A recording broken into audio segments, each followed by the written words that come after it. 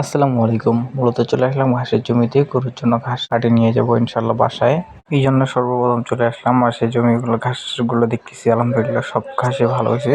দেখতে দেখতে আলহামদুলিল্লাহ ঘাসগুলো কাটে নিলাম। তো আপনাদের একটা জিনিস দেখাই যে ঘাসের ছোপ, মানে আমাদের ঘাসগুলো কত আর কি বড় বড় ঘন, এবং একটা ছোপতে কতগুলো করে ঘাস হয় আর কি।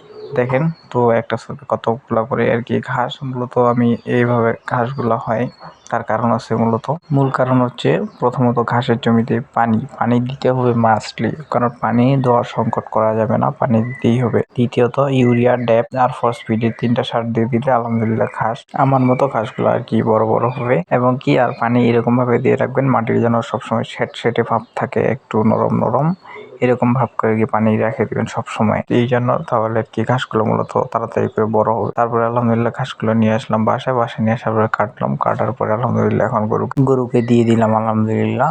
তো আপনাদের একটা বিষয় জানাই দিই, গরুটা মূলত এতদিন থেকে দাঁতেনি, এবার মনে হয় দাঁতছে আর কি, অনেকে দাঁত ভাঙে গেছে, এই জন্য মূলত একটু গরুটা খাবার আগের তুলনায় একটু কম খাচ্ছে। এটাই স্বাভাবিক, কারণ গরুর দাঁত ভাঙে গেলে বা দাঁতলে গরু একটু তুলনামূলক খাবার একটু কম খায় কয়েকদিন, তারপরে আলহামদুলিল্লাহ আস্তে আস্তে ঠিক হয়ে যায়। তো দাঁতলে আর কি সবচেয়ে ভালো হয়, গরুর আর কি শরীরে অতি তাড়াতাড়ি মাংস বৃদ্ধি পায় দাঁতলে, এই জন্য আলহামদুলিল্লাহ। তো আজকের ভিডিও পর্যন্ত, আসসালামু আলাইকুম।